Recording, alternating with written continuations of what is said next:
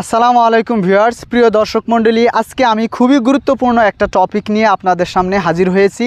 সেটা হচ্ছে সচরাচর আমরা যে প্রশ্নগুলো করি এবং যেটার মাধ্যমে আমরা অভদ্রতার পরিচয় দিই।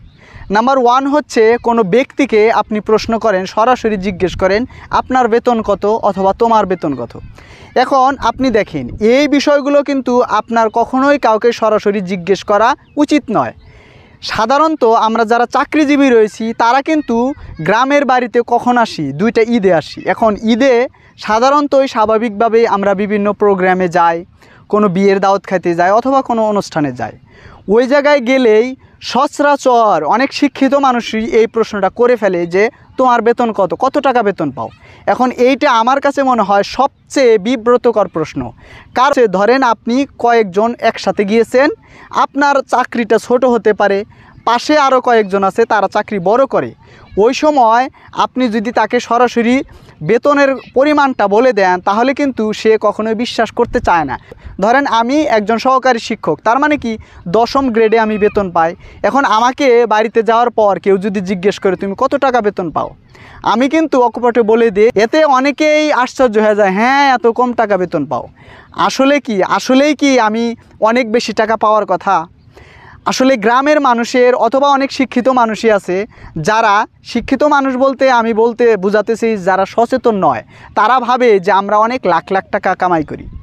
আসলে একজন সরকারি চাকরিজীবীর কিন্তু একটা নির্দিষ্ট অ্যামাউন্ট আছে যে সে সেই টাকাটা পাবে, কিন্তু গ্রামের যারা রয়েছে তারা ভাবে আমরা লাখ লাখ টাকা বেতন পাই।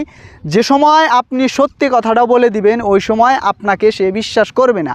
কারণ এমন অনেক রয়েছে যারা বেসরকারি চাকরি করে, অনেক টাকা পয়সা বেতন পায় এবং অনেককে হেল্প করে, বিভিন্ন রকমভাবে তারা সহযোগিতা করে। এর ফলে হয় কি যে আপনি সবচেয়ে বিব্রতকর অবস্থায় পড়বেন।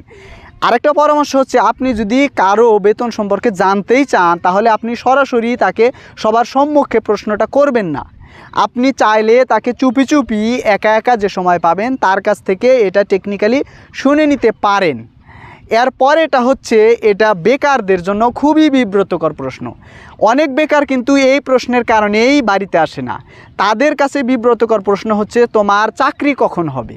এখন দেখেন, যে ব্যক্তিটা বেকার সে কিন্তু সবসময় একটা অনুশোচনার মধ্যে থাকে এবং সে সবসময় কি করে, ট্রাই করে যাতে খুব দ্রুত একটা চাকরি পায়।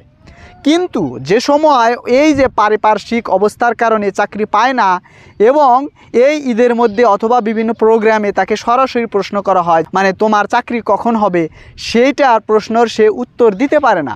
এর ফলে সে কি করে, আস্তে আস্তে আপনার কাছ থেকে সে দূরে চলে যায়। আর আপনার কি করা উচিত যে ওই ব্যক্তিটাকে, হোক ছেলে না হোক মেয়ে, তাকে কি করা উচিত, আপনার আরও ইন্সপিরেশন দেওয়া উচিত, মানে অভয়মূলক কনফিডেন্স দেওয়া উচিত। তাকে কনফিডেন্স দেওয়া উচিত না পড়ালেখা করো চাকরি হয়ে যাবে। অথচ আমরা কি করি, আমরা তাকে আগে খোঁচাই যে চাকরি হচ্ছে না কেন, চাকরি কবে হবে, এই তো পড়ালেখা করে কি করবে। এইটা খুবই বিব্রতকর প্রশ্ন তাদের কাছে। নাম্বার 3 হচ্ছে যারা অবিবাহিত রয়েছে, হোক ছেলে না হয় মেয়ে, তাদের কাছে প্রশ্ন করা হয় যে তোমার বিয়ে কবে হবে, কবে বিয়ে করবে। আরে ভাই, এটা তো চাইলে বিয়ে করা সম্ভব নয়। তার মানে অনেক আছে যে চাকরি করতেছো এত বছর থেকে, কেন বিয়ে করো না। এই প্রশ্নটা ওই ব্যক্তির কাছে কিন্তু বিব্রতকর, কারণ সে অবশ্যই তার অবস্থান অনুযায়ী চেষ্টা করতেছে যে সে তার কাজটা করার জন্য।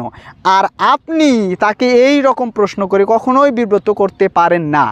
আমরা কিন্তু এই প্রশ্নগুলো অনেকেই হেলাস চলে ফেলে দিই, আসলে এটা কোনো ব্যাপার না, কিন্তু আসলে ওই ব্যক্তির মনের খবরটা কিন্তু আপনি জানেন না। তার মানে আমার মনে হয় আমরা যারা রয়েছি তারা যদি সচেতন হই তাহলে উক্ত ব্যক্তিদেরকে এই সকল প্রশ্ন থেকে আমরা বিরত থাকব।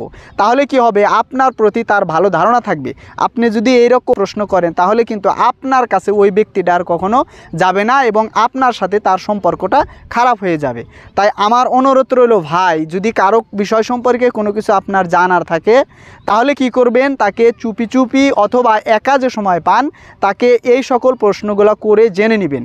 আর সবচেয়ে ভালো হয় তাকে টেকনিক্যালি অন্যভাবে এই সকল প্রশ্নের উত্তর জানা, সরাসরি তাকে ডিরেক্ট কোশ্চেন না করা এবং আপনার অভদ্রতার পরিচয় না দেওয়া। আশা করি এই ভিডিওটা দেখে আপনার ভালো লেগেছে। যদি আপনার কোনো মতামত থেকে থাকে তাহলে আপনি অবশ্যই এই ভিডিওর কমেন্ট বক্সে আমাকে জানাতে পারেন। আর ভিডিওটা ভালো লেগে থাকলে সবার জন্য শেয়ার করে দিন। আজকের মতো এখানেই শেষ করতেছি। আসসালামু আলাইকুম।